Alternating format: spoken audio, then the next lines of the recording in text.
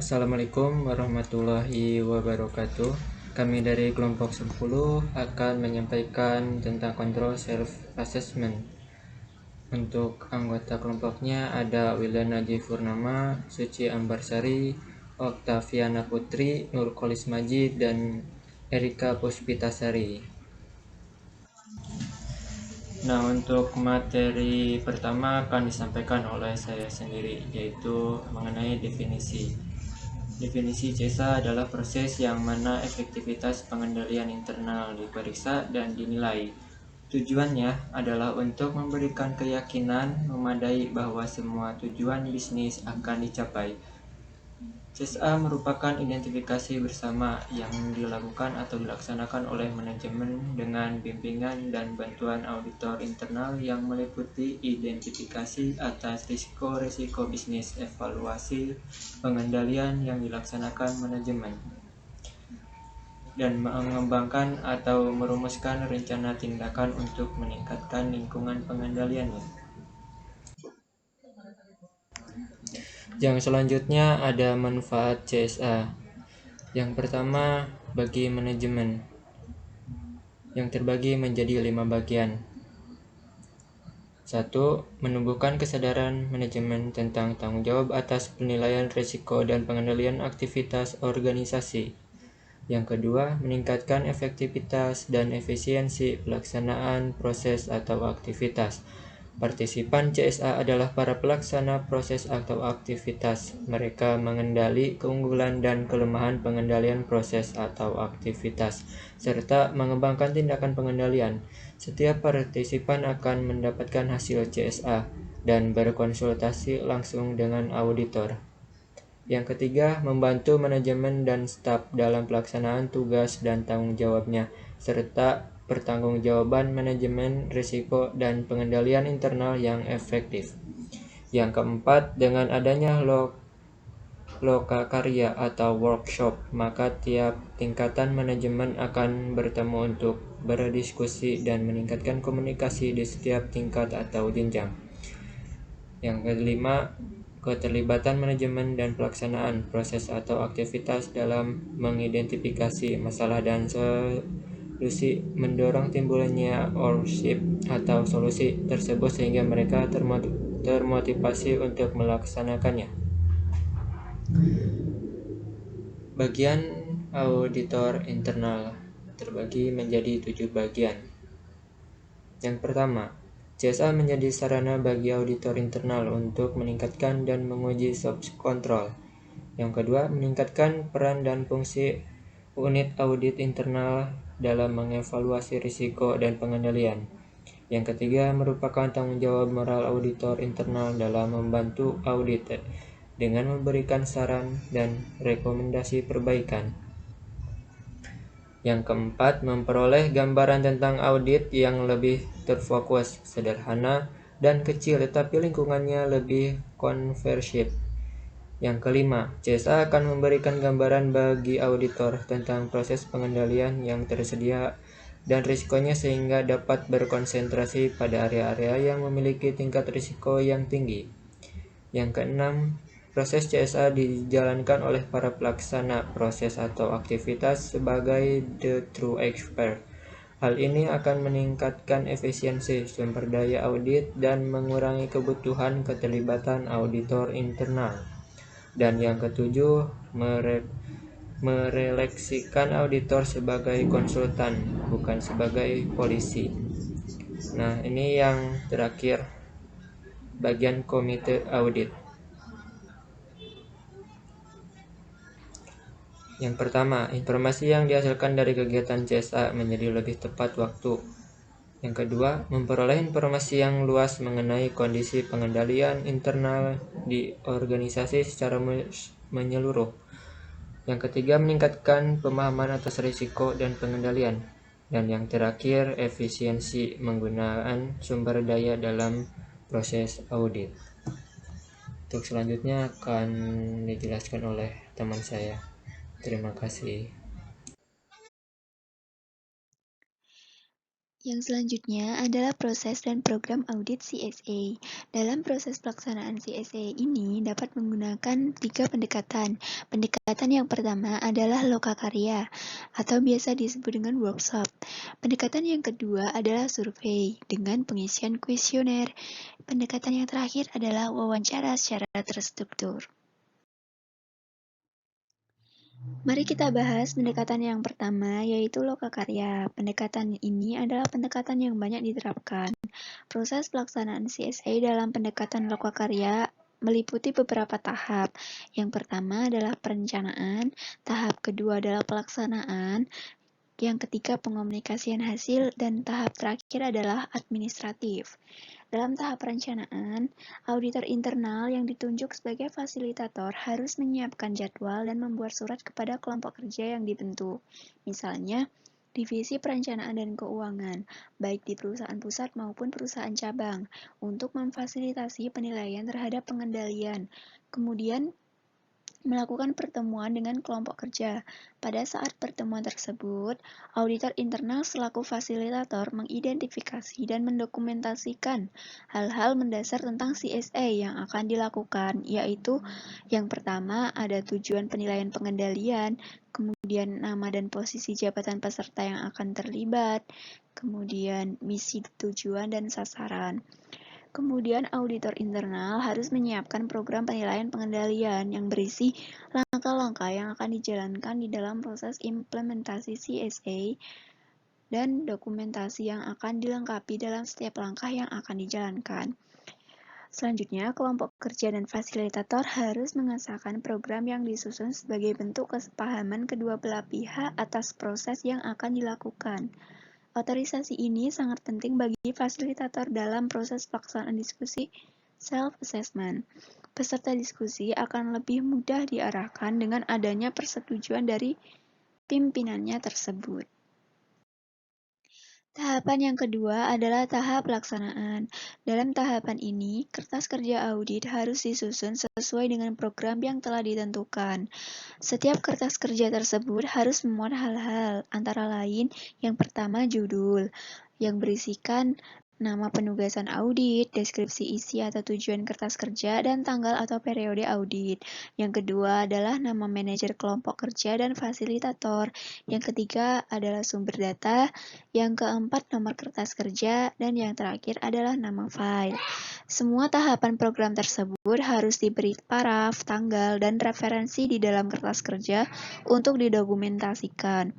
Kemudian, hasil diskusi self-assessment atas penilaian pengendalian harus dirangkum ke dalam 3 dokumen, antara lain proses operasional yang selama ini dijalankan, pengendalian yang telah digunakan, dan kelemahan pengendalian tersebut. Kemudian, yang kedua, rencana-rencana tindakan peningkatan pengendalian yang dapat dilakukan oleh kelompok kerja atau manajer kelompok kerja. Kemudian dokumen yang ketiga adalah daftar informasi pengendalian atau risiko harus dilaporkan kepada lini manajemen yang lebih tinggi. Tahapan selanjutnya adalah pengomunikasian hasil. Dalam tahap ini, hasil lokakarya yang berupa informasi daftar risiko, pengendalian, dan rencana tindakan dikomunikasikan oleh manajer kelompok kerja kepada manajemen senior. Manajemen senior diminta untuk memberikan pernyataan penerimaan daftar informasi risiko dan pengendalian serta mengotorisasi rencana tindakan. Laporan hasil lokakarya tersebut sebaiknya meliputi beberapa hal. Yang pertama, halaman sampul, kemudian pengantar, yang ketiga tabel isi, kemudian yang keempat pernyataan misi, tujuan, sasaran, dan aktivitas kelompok kerja, kemudian daftar informasi risiko dan pengendalian, kemudian rencana tindakan, kertas kerja risiko dan pengendalian, serta diagram arus kerja untuk setiap aktivitas. Kemudian yang terakhir adalah lampiran jika diperlukan. Kemudian, draft laporan awal tentang penilaian pengendalian harus disetujui oleh manajer kelompok kerja dan fasilitator audit internal sebelum didiskusikan dengan manajemen senior. Kemudian, draft laporan awal tersebut yang telah ditinjau harus didistribusikan kepada peserta lokakarya untuk finalisasi perubahan.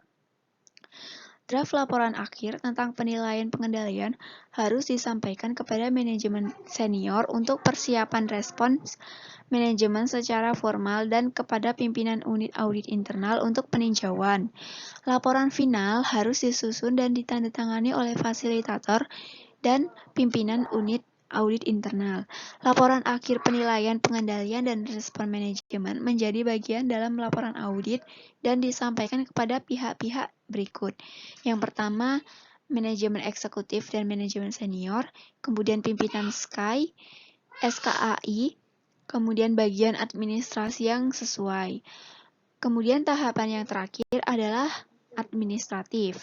Formulir evaluasi proses penilaian pengendalian harus disampaikan kepada peserta. Kemudian ringkasan waktu penugasan harus disertakan di dalam kertas kerja setelah laporan dicetak. Total jam harus dibandingkan dengan jumlah jam yang telah direncanakan. Ringkasan selisih mingguan harus didokumentasikan dan dideskripsikan secara jelas. Kemudian, peninjauan jaminan kualitas harus dilakukan. Selanjutnya, masuk pada materi tentang contoh penerapan CSA.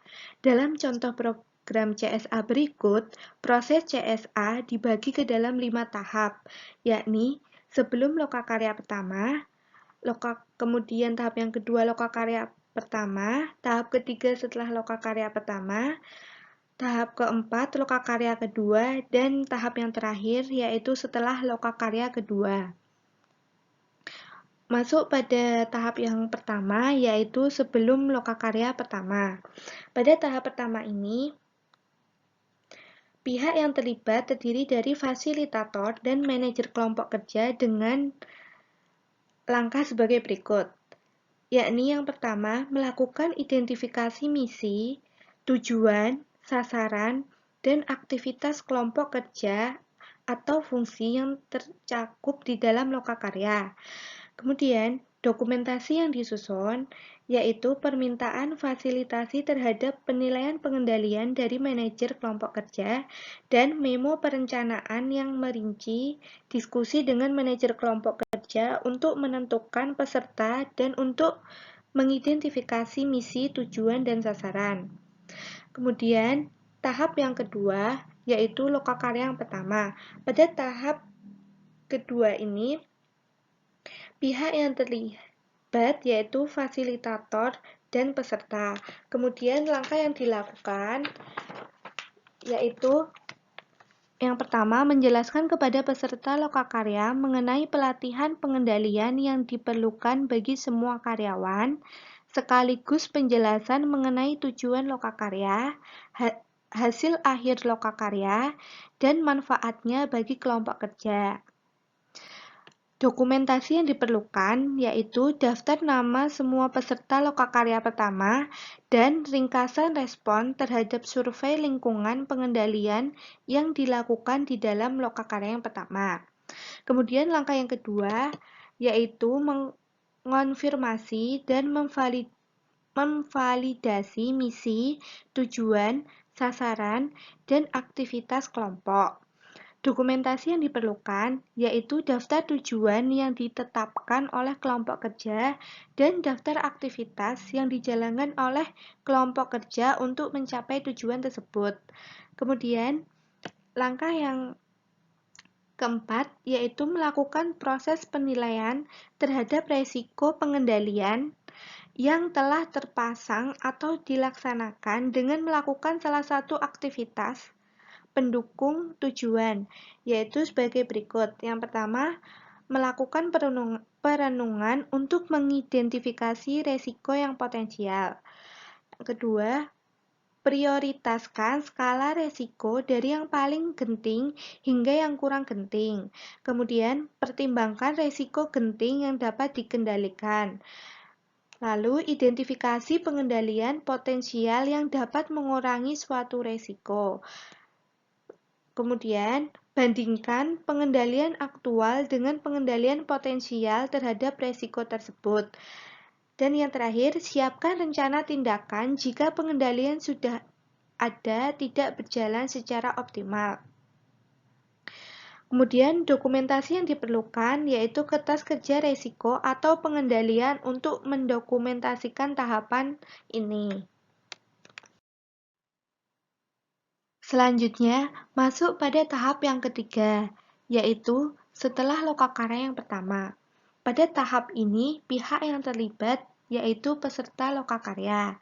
Kemudian, prosedur atau langkah yang dilakukan yaitu yang pertama, untuk setiap kombinasi aktivitas atau tujuan menunjukkan langkah nomor 4 dari lokakarya yang pertama sampai berakhir. Kemudian dokumentasi yang diperlukan yaitu yang pertama menyusun kertas kerja resiko dan pengendalian bagi setiap kombinasi aktivitas atau tujuan untuk mendokumentasikan pekerjaan yang dijalankan. Kemudian menyiapkan diagram arus kerja dalam bentuk gambar maupun tulisan untuk menunjukkan arus kerja dalam langkah-langkah pengendalian. Kemudian, menyusun sebuah memo yang menunjukkan kesimpulan umum mengenai struktur pengendalian yang sedang berjalan untuk kombinasi aktivitas atau tujuan. Kemudian, tahap yang keempat yaitu lokakarya yang kedua. Pada tahap ini, pihak yang terlibat yaitu fasilitator dan peserta.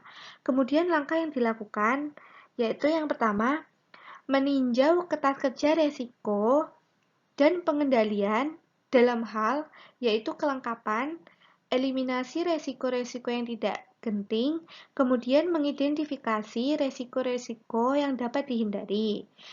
Kemudian, dokumentasi yang diperlukan pada langkah ini yaitu menyusun memo yang membahas tindakan yang diambil selama lokakarya yang kedua dan meninjau kembali kertas kerja resiko atau pengendalian dan diagram arus kerja jika diperlukan. Kemudian langkah yang kedua, susun matriks resiko yang genting dan pengendalian yang telah teridentifikasi untuk memperkirakan kombinasi pengendalian yang paling efektif dan efisien untuk membantu pencapaian tujuan. Dokumentasi yang diperlukan dalam langkah ini yaitu matriks yang disiapkan untuk langkah ini dan daftar identifikasi pengendalian optimal. Kemudian langkah selanjutnya, membandingkan struktur pengendalian yang sedang berjalan dengan pengendalian optimal yang teridentifikasi dan menyusun rencana tindakan untuk mengimplementasikan pengendalian kelompok kerja yang paling efektif yang dapat diimplementasikan. Dokumen yang diperlukan dalam langkah ini yaitu rencana tindakan dan kesimpulan fasilitator terhadap kelengkapan rencana tindakan dalam hubungannya dengan informasi yang disediakan oleh peserta. Kemudian, langkah yang terakhir pada tahap ini yaitu menyusun daftar pengendalian yang tidak dapat diimplementasikan oleh kelompok kerja dan melaporkannya kepada level manajemen berikutnya. Dokumen yang diperlukan pada langkah ini yaitu daftar pengendalian yang harus dijalankan oleh seseorang yang mempunyai otoritas yang lebih dari manajer kelompok kerja dan kesimpulan fasilitator terhadap pengendalian yang tidak dapat diimplementasikan oleh kelompok kerja.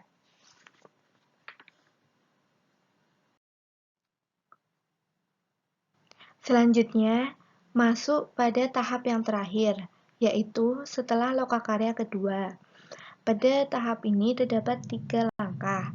Yang pertama, peserta menyusun laporan akhir yang terdiri dari halaman sampul, daftar pengendalian yang tidak dapat diimplementasikan oleh kelompok kerja, kemudian rencana tindakan, kertas kerja resiko atau pengendalian, dan diagram arus kerja.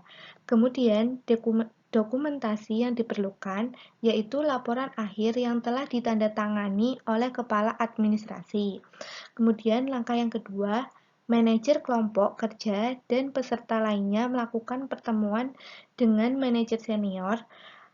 Ini guna untuk mendiskusikan rencana tindakan dan daftar tindakan yang tidak dapat diimplementasikan oleh kelompok kerja dan meminta respon manajemen senior terhadap keduanya. Kemudian, dokumentasi yang diperlukan, yaitu memo mencatat notulen pertemuan, Kemudian respon manajemen senior terhadap rencana tindakan dan daftar tindakan yang tidak dapat diimplementasikan oleh kelompok kerja, dan laporan yang telah direvisi jika diperlukan, atau hal tersebut mungkin berupa rencana tindakan yang telah direvisi yang memungkinkan manajemen resiko memutuskan untuk menerima resiko daripada mengendalikannya. Kemudian langkah yang ketiga, fasilitator menyusun laporan akhir yang mengidentifikasikan proses yang telah dijalankan dan penilaian telah selesai. Kemudian dokumen yang diperlukan yaitu 1 halaman laporan. Materi selanjutnya yaitu adalah survei dengan pengisian kuesioner. Nah, metode ini dilakukan dengan cara melakukan survei kepada audite melalui penyebaran kuesioner. Dan juga kuesioner CSA ini sebelumnya dirancang untuk mengetahui sejauh mana kekuatan dan juga kelemahan pengendalian internal pada setiap audite.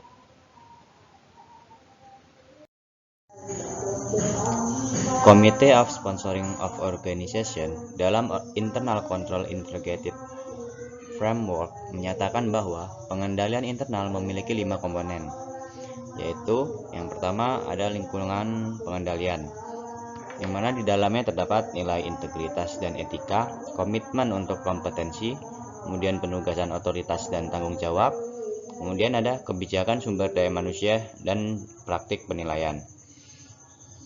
Yang kedua ada penilaian resiko, yang mana di dalamnya terdapat tujuan organisasi, kemudian ada identifikasi resiko dan prioritas. Yang ketiga yaitu ada kegiatan pengendalian, yang mana di dalamnya terdapat kebijakan dan prosedur tertulis, kemudian pengendalian prosedur,